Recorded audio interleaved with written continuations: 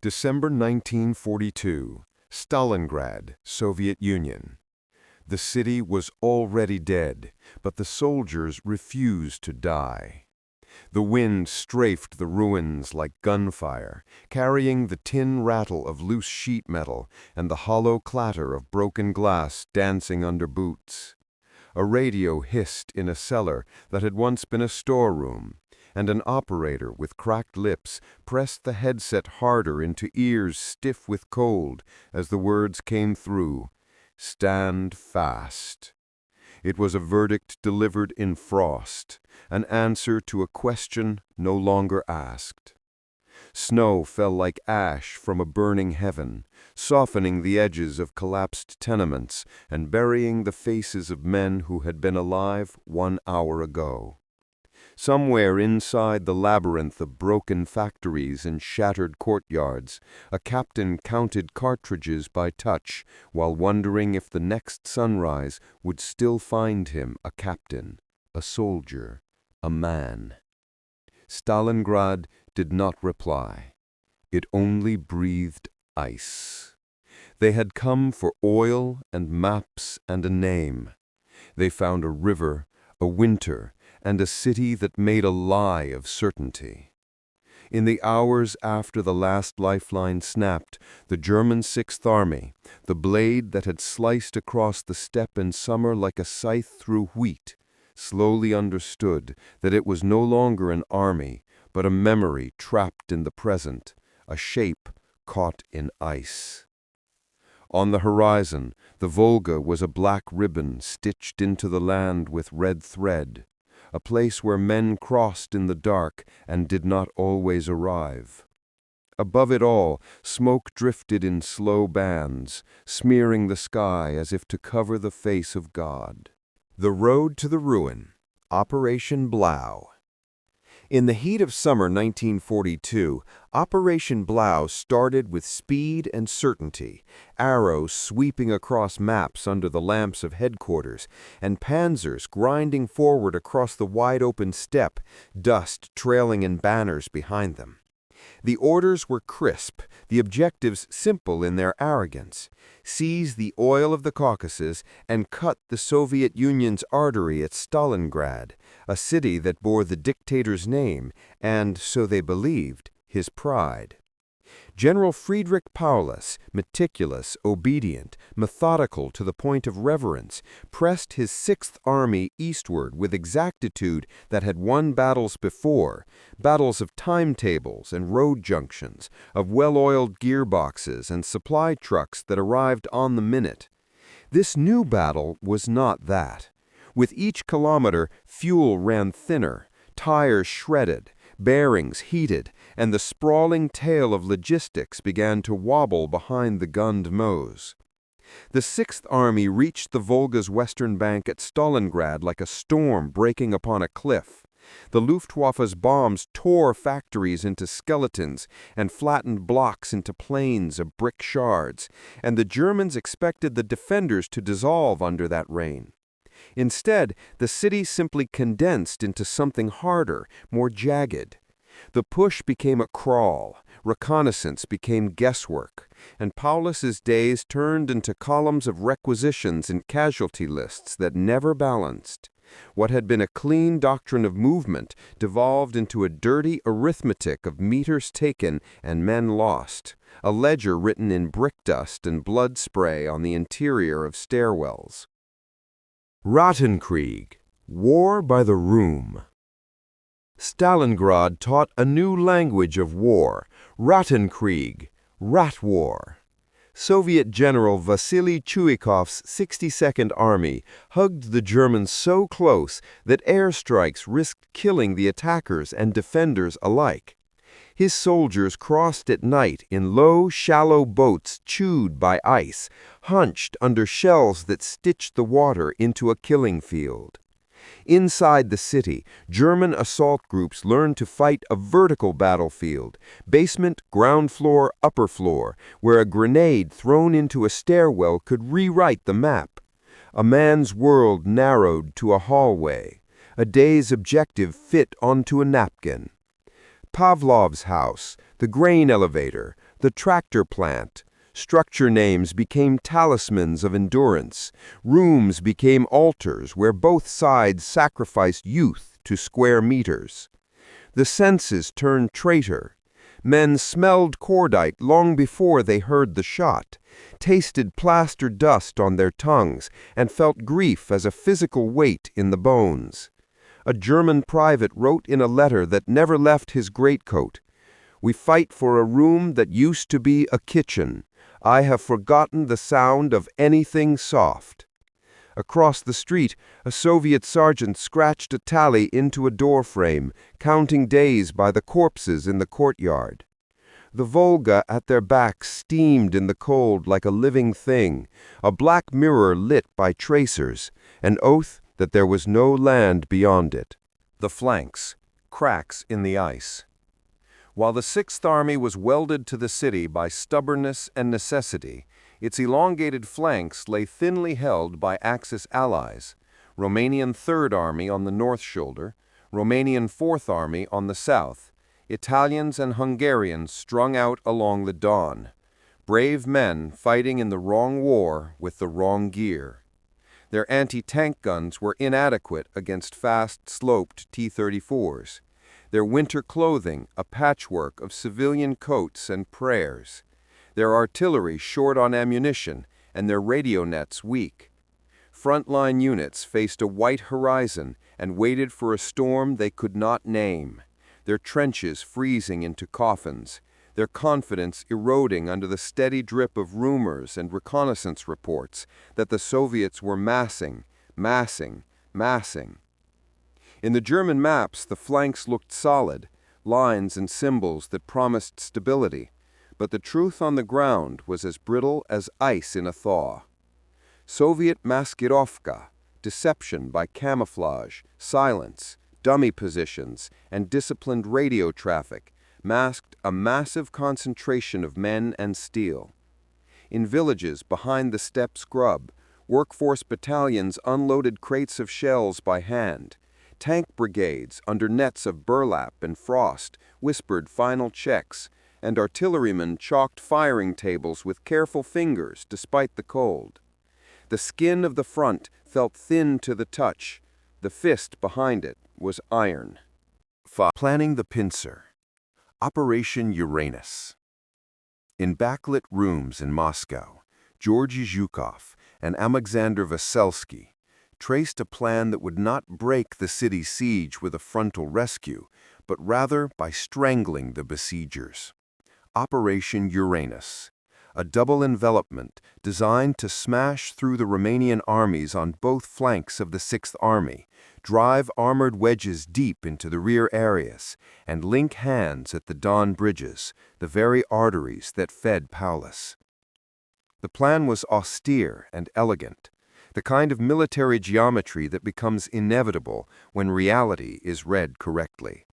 3 fronts, southwest under Vatutin, Don under Rokossovsky, and Stalingrad under Yeremenko, would synchronize in cold and silence. Millions of small movements prepared the blow. Guns laid by the hundred with barrels whitewashed and wrapped in canvas. Signal units stringing wire by night across frozen ditches. Sappers reconnoitering paths through minefields and searching out the weakest wood in the enemy lines. Tank brigades idling under a parka of silence while drivers cradled their gloves and watched the eastern sky through a lace of bare branches. And in dugouts floored with straw and frost, infantrymen warmed hands over tin stoves and passed cigarettes, listening for a whistle that would slice them into motion. November 19, 1942. The Northern Hammer. It began at dawn with a roar that canceled all other sounds. Soviet artillery, registered with a mathematician's cruelty, crashed down on Romanian positions northwest of Stalingrad, pulverizing trench lines and turning the white land into geysers of snow and soil. The barrage rolled, and behind it came infantry in quilted coats, and tanks that shrugged off small-caliber fire with a hiss and a spark. Romanian anti-tank crews served their guns with stubborn bravery, the shells slamming into T-34 hulls only to ricochet off or bite shallow. Some guns kept firing until the tanks rolled over them. Some never got a second round off. The line did not bend, it sheared. German liaison officers radioed frantic corrections and pleas. Staff cars slewed on ice as they raced to headquarters. Runners disappeared into a curtain of white and did not return. By afternoon, the Soviet spearheads were past the tactical zone, punching into open country, where speed became a weapon more lethal than any shell.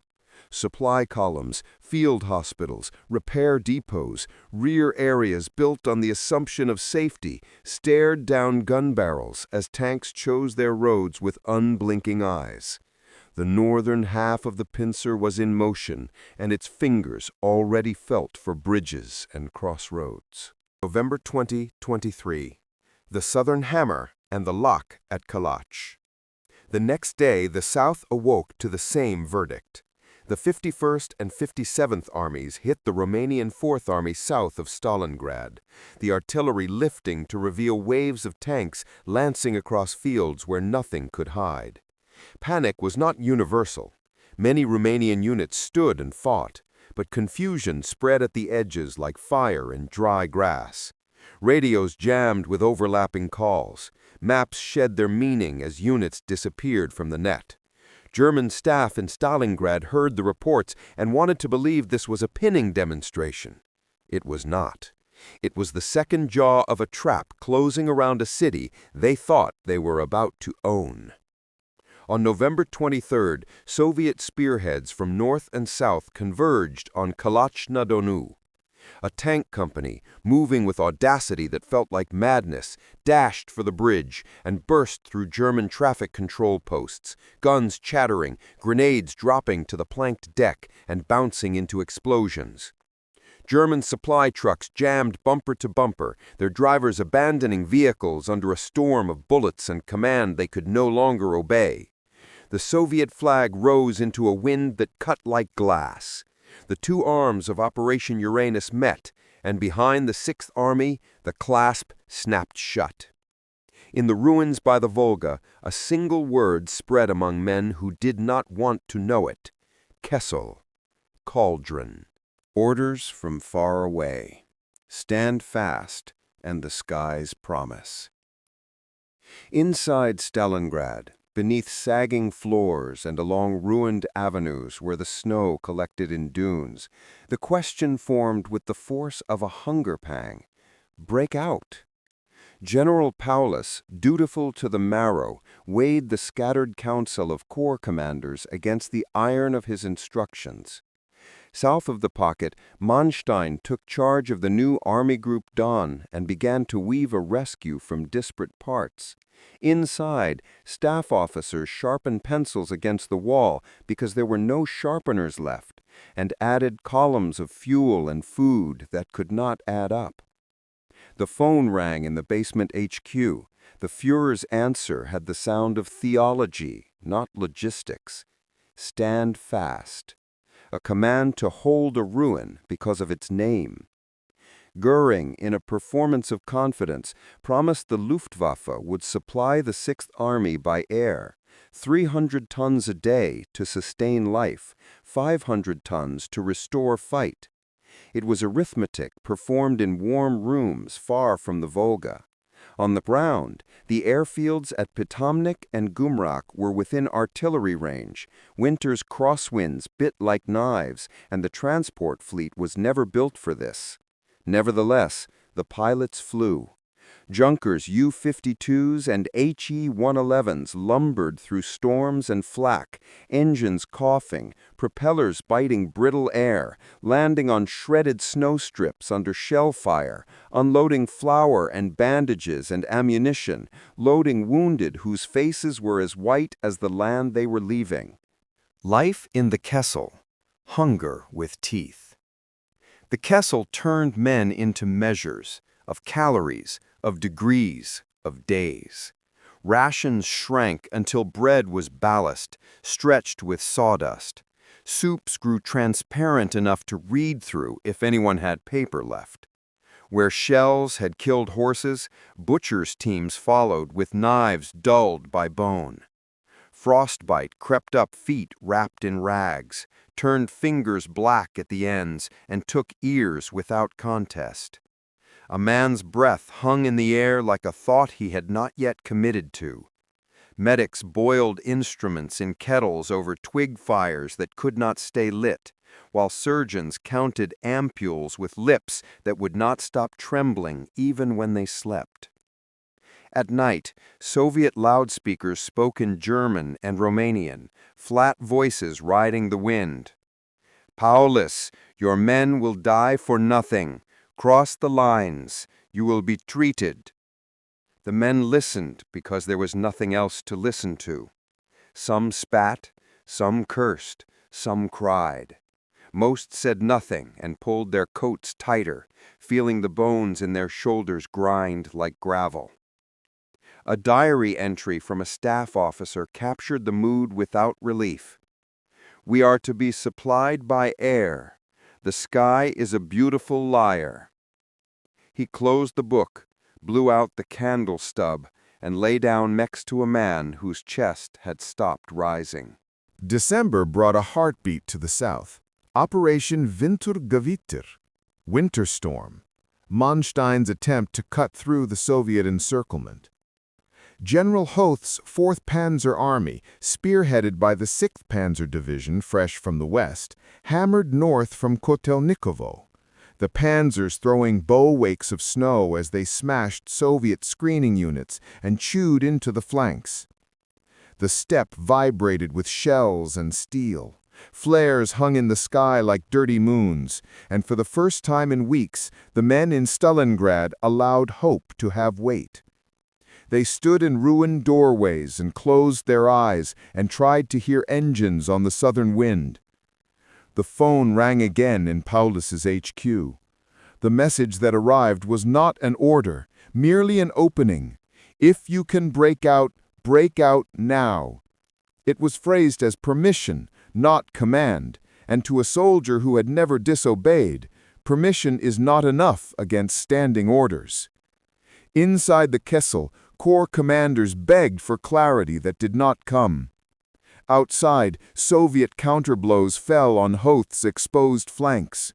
The Mishkova River became a corridor of fire, and the distance between rescue and ruin remained measurable in kilometers that could not be walked by starving men.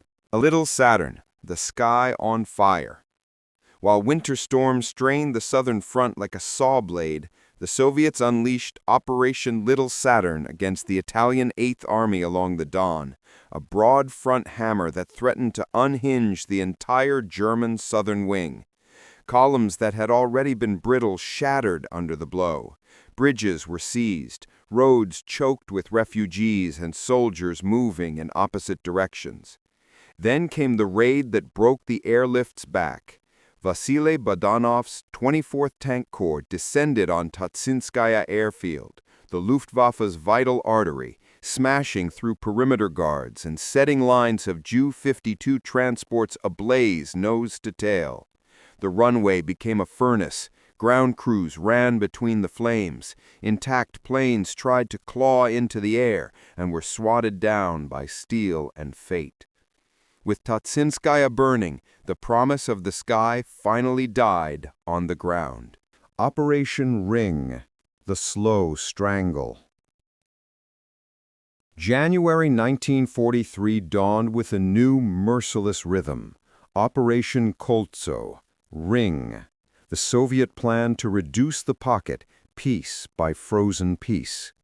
Artillery grids walked forward, block by block, factory by factory, turning each position into a problem that could be solved by patient fire and careful infantry. German divisions were redesignated into Kampfgruppen, and then, as attrition ate names as well as men, into positions, and then into whispers. Pitomnik fell first, then Gumrak.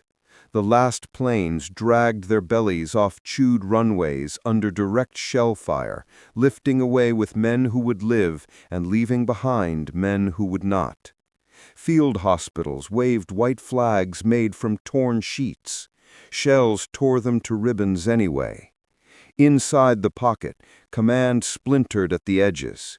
General Walther von Seydlitz-Kurzbach urged surrender to save what could be saved, but others insisted that obedience was the last honor left.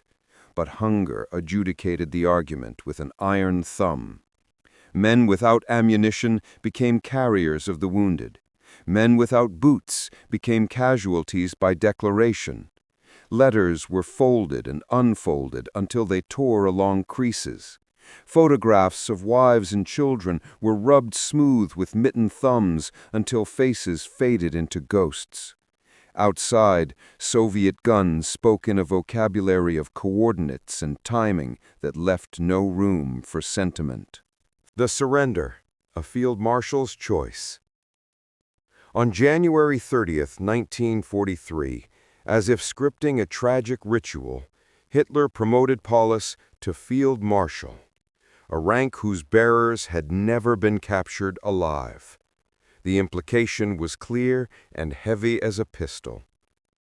In the basement of the Univermag department store, Paulus, gaunt, exhausted, eyes sunk into a face that had forgotten sleep, looked at the wreckage of an army that had obeyed faithfully to annihilation and refused to add his corpse to the offering. On January 31st, the southern pocket surrendered. Radios went quiet like lamps being switched off. 2 days later, General Strecker's northern group yielded. The firing slackened and then stopped. White flags hung from shattered windows like last thoughts. 91,000 Axis soldiers shuffled into captivity across a white land that offered no promises. Most would never return. What was lost? What was learned? Stalingrad was a verdict that remade the war. The German Sixth Army, once the pride of an empire, was unmade, its divisions dissolved into the snow, its banners rolled and put away forever. For the Red Army, it was transformation, from bleeding retreat to relentless advance, a turn in the tide made from rivers of blood and warehouses of bones.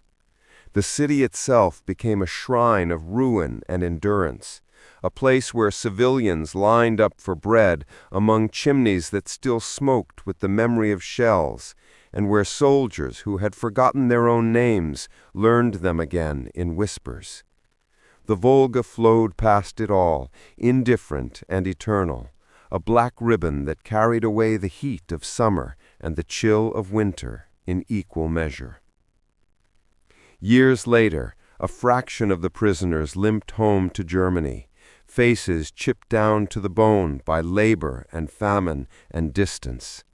They carried silence with them, a particular kind of hush you could only call Stalingrad. In Volgograd, a mother pressed flowers into frozen earth where a street had once held a house, speaking to a son whose grave was unmarked except by her memory.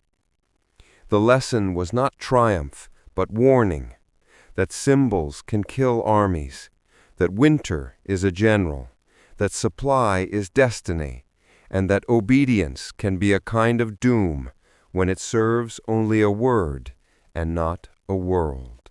Coda, the river that remembers. How did the trap close? Not with a single clean snap, but with a long, grinding clasp. Overextended lines, brittle flanks handed to under-equipped allies, a fixation on a city's name, a disciplined and masked Soviet buildup, a winter that fought for the defenders, and an airlift undone by arithmetic and flame. Why did the trap hold? Because rescue attempted the impossible in a landscape that recognized only the possible. Because orders from far away demanded a stand against reality. because hunger and cold are strategies that never run out of ammunition. The Volga, in winter twilight, carries this memory like silt. If you stand on its bank and listen, you might hear the last echo of boots on broken glass, a radio fading into the snow, and the whisper that history owes the dead at least the courtesy of accuracy. History remembers the victors, but Stalingrad remembered the dead. If you were here until the end, you're part of history now. Subscribe for more stories the world tried to forget. Tell me in the comments, do you think this war could have ended differently?